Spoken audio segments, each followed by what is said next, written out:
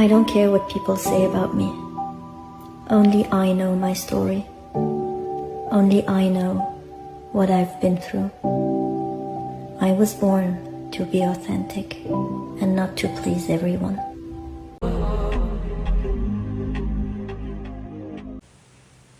ආයුබෝවන් මගේ ආදරණීයන් හැමෝටම. ඔන්න ඉතින් ආදරණීය සුපුරුදු ලිංගතකමින් මම අදත් ආවා ඔයත් එක්ක පොඩි වෙලාවක් ගත කරලා යන්න. මේ දවස් ටිකේම ඉතින් මට ටිකක් වැඩ අඩුවෙන් තිබුණ නිසා ළඟම ඔයාව බලලා යන්න එන්න පුළුවන් වුණා.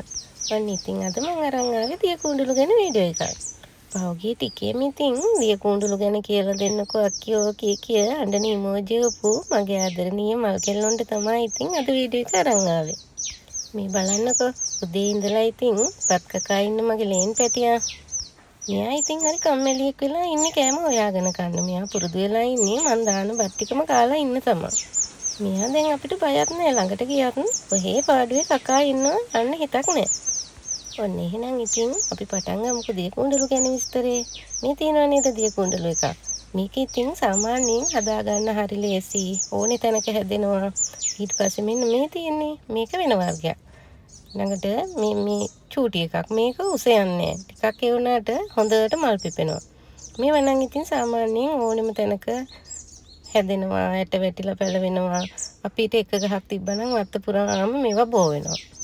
ඉතින් මේ කුණ්ඩලු කියන්නේ හරි පහසුවෙන් වවා ගන්න පුළුවන් මල් වර්ගයක්. ඒ වගේම ඉතින් අවුරුද්ද පුරාම මල් තියෙනවා. අවුව වැස්ස ඒ මොනවත් අදාළ නැහැ. හැමදාම මේ වල ඉතින් මල් පිපෙනවා. ඒ වගේම තමයි දිය කුණ්ඩලු පාට වර්ග ගොඩක් තියෙනවනේ. ඉතින් ඔයාගේ මිදුල ගොඩාක් ලස්සන කරගන්න පුළුවන් දිය කුණ්ඩලු ටිකක් හදාගත්තොත්. ඉතින් ඊට පස්සේ මේ වගේ පොකුරු වර්ග තියෙනවා. ඔය වගේ ඉතින් මේ දිය කුණ්ඩලු වල වර්ග දෙක තුනක්ම තියෙනවා. ඔන්න ඉතින් මම අදත් කියනවා මම කියලා දෙන්නේ මම දිය කුණ්ඩලු ගැන දන්න දේවල් සහ මම හදන විදිහ. මම සාත්තු කරන විදිහ. මේ බලන්නකෝ ඔයාට පේනවද මේ ටික නිකන් කැලේට වගේ හැදිලා තියෙන්නේ. ඉතින් මේවා ඇට වැටිලා හැමතැනම පැලවුණ ඒවා. මේවා නම් මං හදලා තියෙන්නේ. මේවා ගොඩක් උස යන්නේ. ඊට පස්සේ දිය කුණ්ඩලු හදන්න ඔයාට පෝච්චියක් ගන්නකොට ගොඩාක් උස ලොකු පෝච්චි ඕනේ. උස අඩු පෝච්චියක දිය කුණ්ඩලු හදා ගන්න පුළුවන්. ඊට පස්සේ මෙන්න මේ වර්ගය. ඒකටත් ඉතින් ටිකක් හානි තියෙනවා සත්තුන්ගෙන්. මේ බලන්නකෝ මේ පොඩි පාත්තියක් මගේ රෝස පාත්තියක් ළඟ මම මේ පොඩි අතු ටිකක් නිකන් කඩලා බිම හැදුවේ.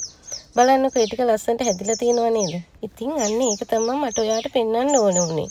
මේවට මහා ලොකු සාත්තුවක් ඕනේ නැහැ. චූටි දළු අතු ටිකක් කඩලා නිකන් පොළවේ යන්නනම් ඉක්මනට මුල් ඇද ගන්නවා.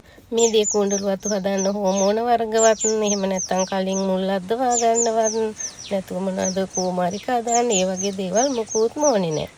චූටි අතු කෑල්ලක් කඩාගත්ත ගමන් ඔයාට එතනම තියෙන පොළවේ ඇනලා හදාගන්න පුළුවන්. හැබැයි ඉතින් බොරළු තියෙන තද වේලිච්ච හයිය පසක නම් ඉතින් හදාගන්න චුට්ටක් විතර අමාරුයි. චුට්ටක් විතර හොඳට බුරුල් පසක තෙත පසක තමයි ඉතින් දිය කුණ්ඩලු වවා ගන්න ලේසි. මේ දිය කුණ්ඩලු වලට ඉතින් පොහොර දාන්න සාත්තු කරන්න ඒ මොකුත් ඕනේ නැහැ. පැලයක් හදපු ගමන් හොඳට පඳුරු දාලා පැල හොඳට බෝ වෙනවා මල් වෙනවා. හැමදාම වගේ මල් තියෙනවා. ඉතින් මේවා පොහොර වර්ග මොකුත්ම නැතුව හදන්නත් පුළුවන්. හැබැයි ඉතින් අර අපි සාමාන්‍යයෙන් පැලයක් හදන්න මං කිව්වේ අපි ගන්නේ මතු පිටපස් කියලා. අන්නේ මතු පිටපස් වලට ගොම ටිකක් එකතු කරලා හැදුවොත් ගහ ටිකක් සරුවට හැදෙනවා. මෙන්න මෙහෙම දඬු කැබල්ලකින් පැල කරගන්නේ කොහමද දන්නවද? මේ බලන්නකෝ මේ ගහේ තියෙනව නේද මේ පුරුක් වගේ තැන් වලින් මුල් ඇදලා. මේ තියෙන්නේ මේ තමයි පැලවෙන තැන්. මේ වගේ තැනකින් මෙහෙම පුරුකක් එන්න අපි කපා ගන්න ඕනේ. දැන් මේ ගහේ බලන්නකෝ දෙතුන් පළකින්ම මේ මුල් අදින්න වගේ තියෙනවනේ. අන්න එහෙම තැනකදී මෙන්න මේ වගේ මුල් අදින තැනට චුට්ටක් විතර පහලින් මෙන්න මෙහෙම කෑල්ලක් කපා ගන්න පුළුවන්. දැන් මේකේ තව මේ උඩක් තියෙනවනේ මුලක්. ඉතින් ඔය හැම තැනකින්ම කෑල්ල කපලා හදලා ගන්න පුළුවන්. ඔය මුල් ටික පොළොවට යට කරගන්න විතරයි ඕනේ. ඉතින් මම මේ අතු කෑල්ල මෙන්න මෙතනින් තමයි කපාගන්නේ. මේ විදිහට කපාගත්ත අතු කෑල්ලක් ඉතින් ආයි මේක මේ වෙන මොනවත් කරන්න දෙයක් නෑ. එහෙමම ඔයා හදාගත්ත පස් මිශ්‍රණේ නිකම් ඉතින් පොඩි සිදුරක් හදලා ඉතින් මෙහෙම තියලා තද කරන්න. එතකොට පැලවෙනවා. හැබැයි ඉතින් ඔයා මේක හදන්න ටිකක් පරක් වෙනවා වගේ නම් හන් වෙන නිසා පොඩ්ඩක් වතුරේ දාලා තියලා හදන වෙලාවට ගන්න. එහෙම නැත්නම් ඔයා ගහකින් කපාගත්ත ගමන් චුට්ටක්වත් බය නැතුව එමම හදන්න මොකුත් වෙන්නේ හොඳට පැලවෙනවා.